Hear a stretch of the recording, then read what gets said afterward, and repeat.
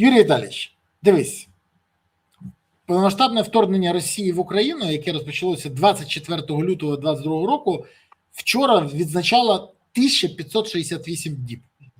Це стільки ж тривала Перша світова війна. При цьому політики почали зараз, якби нічого, мене підштовхує нічого до думки, що війна може сьогодні закінчитися, але почали казати про нове вікно можливостей закінчення війни. Більше того, політики з полярними, я би сказав, позиціями.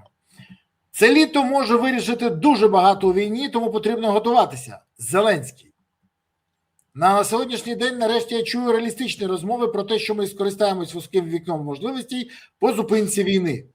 Петро Порошенко. А скажи, будь ласка, то чи є це вікно можливості і наскільки ймовірний кінець війни? Те, що відбувається в Криму, ми всі бачимо. Вони нагадують, як пам'ятаєш в тому мультфільмі, планета Шелезяка, життя нема, палива нема, ні хрена нема. У них зараз якраз планета окупований Крим. Але чи можливо це швидко масштабувати і чи дійсно є вікно можливостей, яким можна скористатися? Ну, дивись, на зустрічі, яку проводив Зеленський з лідерами фракції, в рамках серії зустрічей була і зустріч Зеленського з Порошенком фактично вперше після лютого 22 року. І вона почалася важко, з такими сутичками, з емоціями, з аргументами, контраргументами того, що дозволяє собі під час війни влада. Але, зрештою, головною темою, наскільки я розумію, була дуже проста. Напевно, ще варто сказати, це, напевно, слухачам буде цікаво. Тобто аргументи були про те, що воювати там, використовуючи тиск на суддів проти членів опозиції, є неприпустимим. На що прозвучала теза про те, що поки ти, Петро Олексійович, будеш звичайно, ви будете підтримувати мого головного ворога Залужного, доти я буду використовувати всі можливі і неможливі методи. Для мене, наприклад, це було шокуючою штукою, що головним ворогом для українського президента є керівник його ж армії. Але почекай, давай зараз поставимо крапку над «і». Нема ж альянсу Залужний Порошенка. Його не існує. Це будь-яке завжди є об'єднання всіх по поглядах, і це зрозуміло. Але об'єднання якогось формальне, ще щось, не існує його. Звичайно, це так. Але для Зеленського взагалі є об'єднання будь-кого, хто є конкурентом в його рейтингах.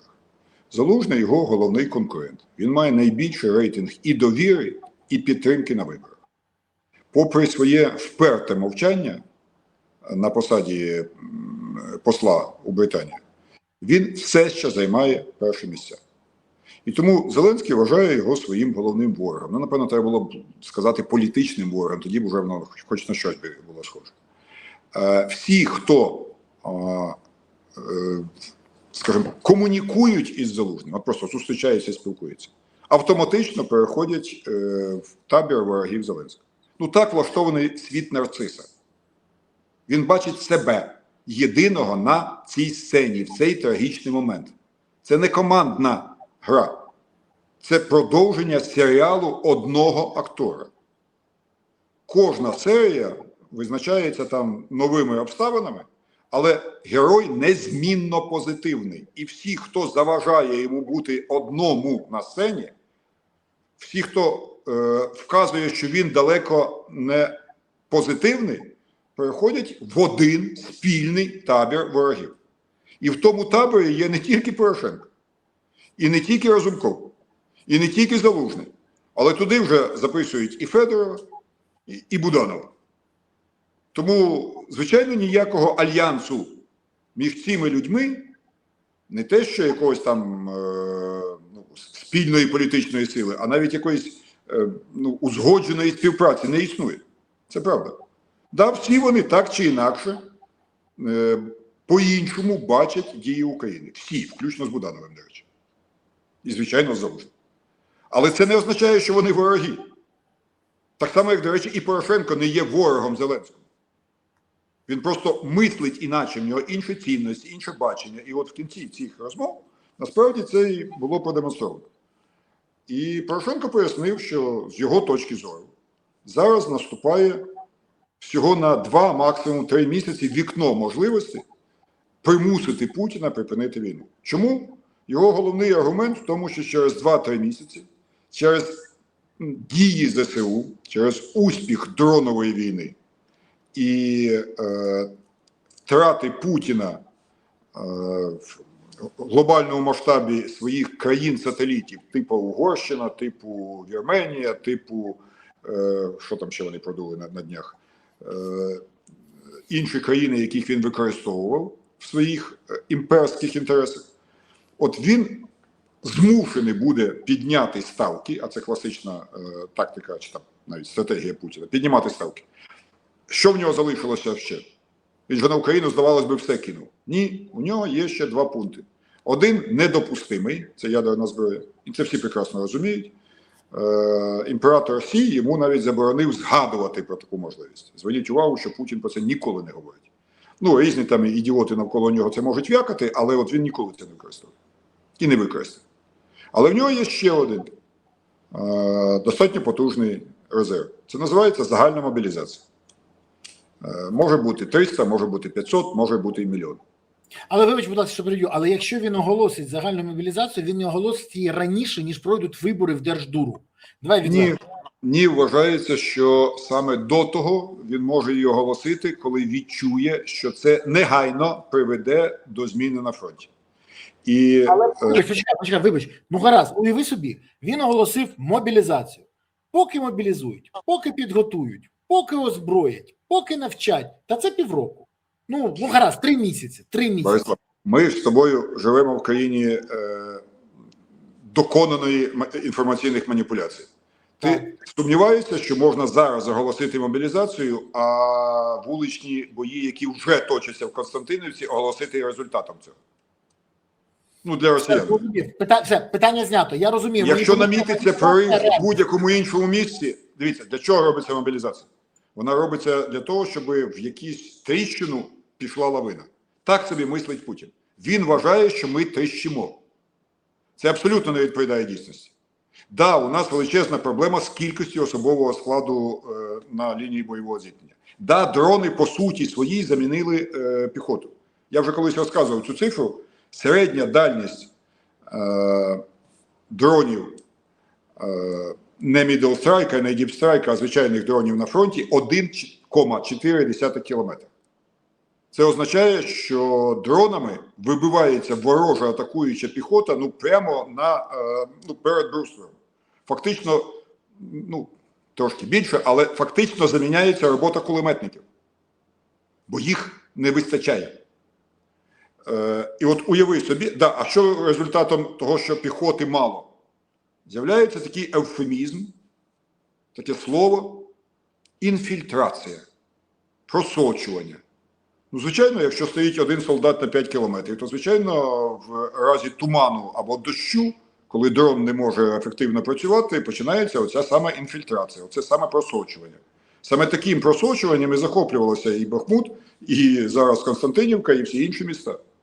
Тому Путін собі вважає, що якщо це поставити на потік і додати свіжих сил, які можуть, скажімо так, продемонструвати радикальний прогрес, то можливо це навіть на виборах принесе плюс. І от він зараз коливається. Насправді всі спеціалісти, аналітики по Путіну вважають, що він людина дуже нерішуча. Він постійно коливається і не може прийняти рішення. От зараз той момент, коли він зважує, що йому вигідніше, те чи це. Таке бачення було Порошенко висловлено там. Плюс він додає ще один аргумент, що якщо почнеться мобілізація в Росії, то її вже не зупинити. Тобто Путін назад уже не відгорне. І ми будемо мати справу з новою дуже важкою реальністю. Плюс він говорить про вибори в Росії і вибори в США.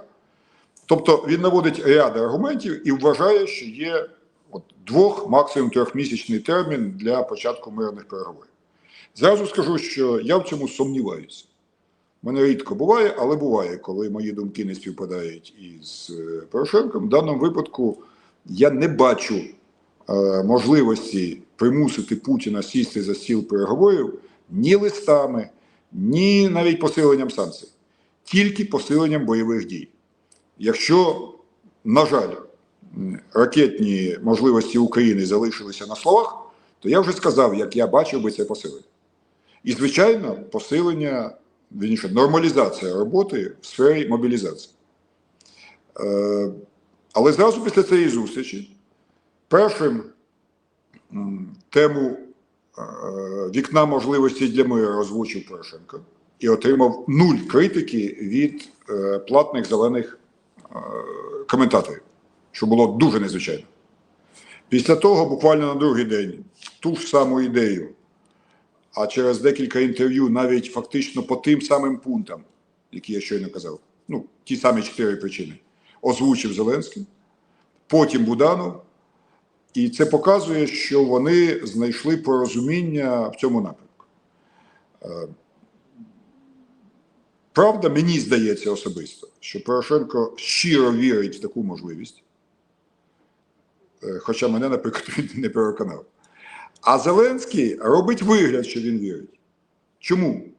Тому що Зеленський знає, що люди дуже стомилися, і навіть його електорат, який скукожився до там, чуть менше 20% глядачів єдиного марафону, от у них співпадає, хто дивиться єдиний марафон і хто підтримує Зеленського. Навіть вони дуже стомились від війни, і навіть вони дуже хочуть початку, припинення вогню і початку мирних переговорів. Але ж він хоче, звичайно, отримати аплодисменти від виборців. Це його бажання номер 1, це його інстинкт номер 1, це його мета номер 1 всі 7 з лишком років президентства. Але з іншого боку, він знає, що коли закінчиться війна, чи хоча б буде припинений вогонь, негайно почнеться політичний процес, в якому йому нема місця як переможцю.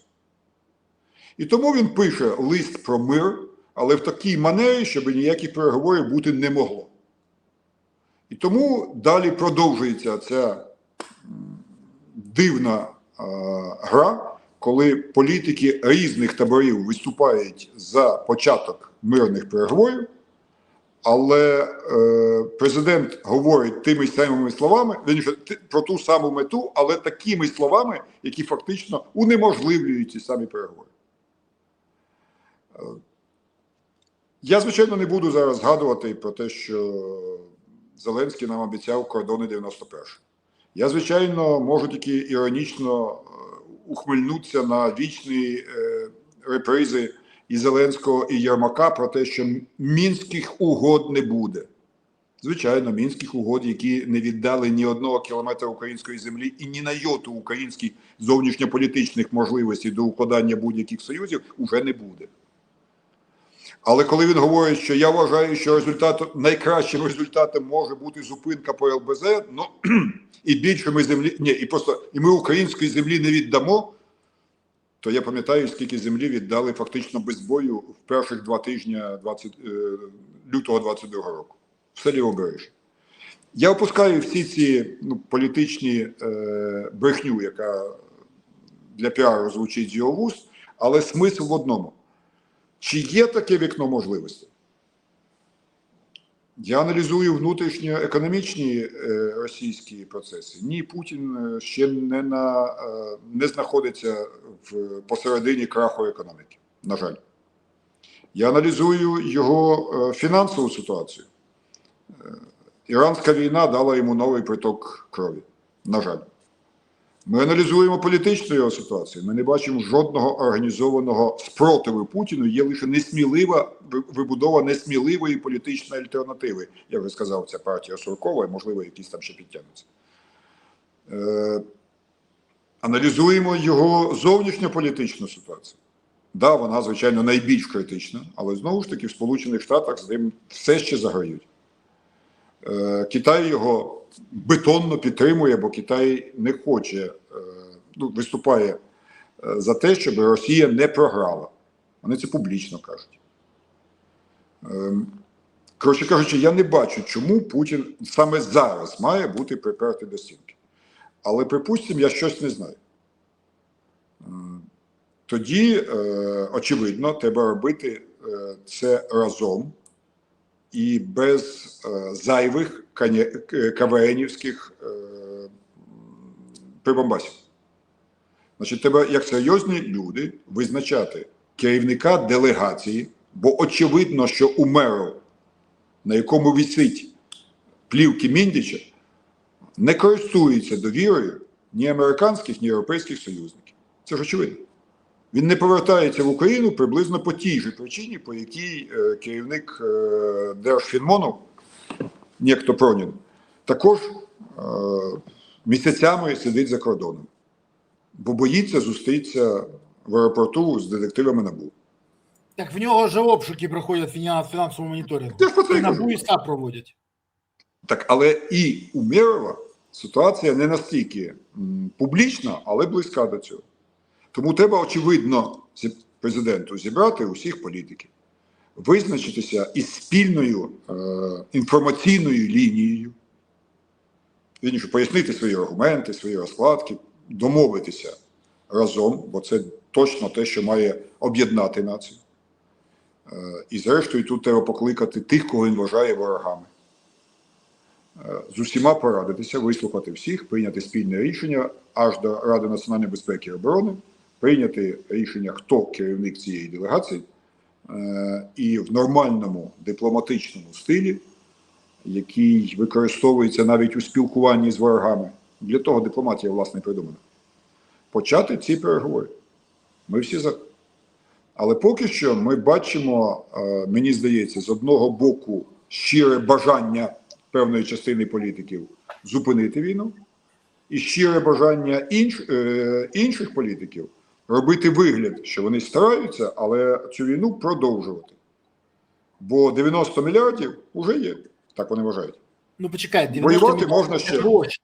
90 мільярдів – це гроші. Гната вчора визнав, у нас є проблеми. У нас проблема з мобілізацією, у нас не виправляють мобілізацію, у нас нема реформи армії, у нас багато... Ти знаєш, грошей може нам і вистачить, хоча знову ж Железняк сказав, що вже є дефіцит 180 мільярдів гривень на зарплати, які в цьому році заплановані військовим. Вже не вистачає цих грошей. То не факт, що на 2 роки вистачить. Ну, а дивись, людей я не хочу входити в цифри, але цього року ми отримаємо 45 мільярдів євро, із них 28 з хвостиком іде на армію. І рішення Зеленського дуже просте. Хай армія внутрі цих коштів сама розбирається із зарплатами, із закупками, із фортифікаціями, і з чим завгодно. А все решта мають піти на оцих, пам'ятаєш, 12 сільців? Сіроти. Сіроти проголодалися. 40 мільярдів на дороги. Вони забирають з армії 40 мільярдів гривень, тому що комусь хочеться знову будувати дороги. Проголодались.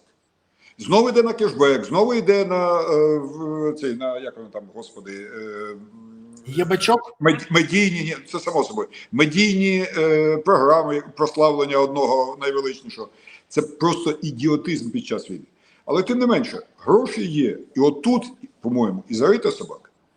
Дозволю собі це пояснити. Як ти їх там називаєш? Злі язики Банкової? Так. Ну, мої є злі язики Банкової. От. А в мене появився один кадр, який є, ну, скажімо так, частим відвідуючим самого вузького кола. От. І по його словам, які він розказав злому язику, а злий язик уже розповів мені. В судах такі свідчення не приймаються зі слів третьої сторони, але надіюся, що в політиці, тим більше в такій, як у нас, де всі про все знають, вона нормальна. Так от, в чому заключається насправді план Зеленського? Зі слів цього злого язика. Він пояснює своїм соратникам наступне. Дивіться, нам дають гроші, яких достатньо ще на 2 роки війни. Всі інші проблеми, про які, Борислав, ти зараз говориш, мобілізація, там страшні випробування наступної зими, знову незахищеність енергетики, каналізації і водопостачання, ну і багато-багато іншого, це не царське діло. От гроші є, воюємо. До кінця цього терміну, 2 роки, 2 по 45, Зеленський вже буде 9 років як президент. Навіть він розуміє, що Конституція абсолютно чітко обмежує перебування на посаді 10 роками. Чи президент внутрі своєї каденції, чи президент через воєнний стан. Конституція взагалі не розрізняє цих особливо понять, і вона просто пише. Президент, тобто громадянин України може бути президентом не більше 10 років. Крапочка. Навіть Зеленський це розуміє. І тому він каже, на той момент вже буде 9.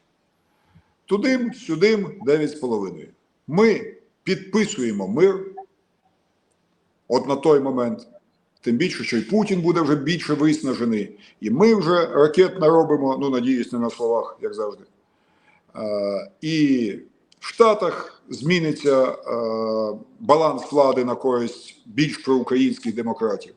І в Європі там, ну, коротше, в нього багато всяких планів. І от на той момент ми зупиняємо вогонь, скасовуємо посаду президента, стаємо дуже популярними, бо і зупинка війни, і скасування посади, яку ми подамо як джерело конфронтації, призведе до популярності мене як переможця і реформатора. Наша партія буде номер 1. Нагадаю, що зараз вона номер 3. 12%. І ми організовуємо парламентські вибори. Головне, щоб всі інші стали мілкочленами, тобто розбити весь політичний спектр на маленькі лідерські проєкти. На цьому фоні ми займаємо 1-е місце, я стаю прем'єром, рулимо далі. Останні слова він, звичайно, говорить... План надійний як швейцарський годинник, який розбитий. План точно такий же, як і поїздка до Путіна ще до війни, заглянуть в очі і побачити там мир. Це, ну, так. І класти асфальт, щоб танки не прийшли. Це ми все розуміємо. Останні фрази, що я стану партія номер 1, я стану прем'єром і рулимо далі, ну, це говориться для кола свого найвужчого, щоб не розбіглися. І не дуже згадували, як там, мартовські іди Цезаря, да?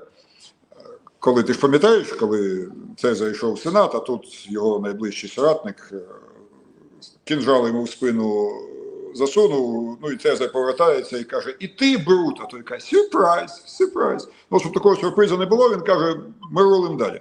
Слухай, я пам'ятаю, як Ющенко до останнього дня, маючи менше 5%, казав, що насправді в нього 45%.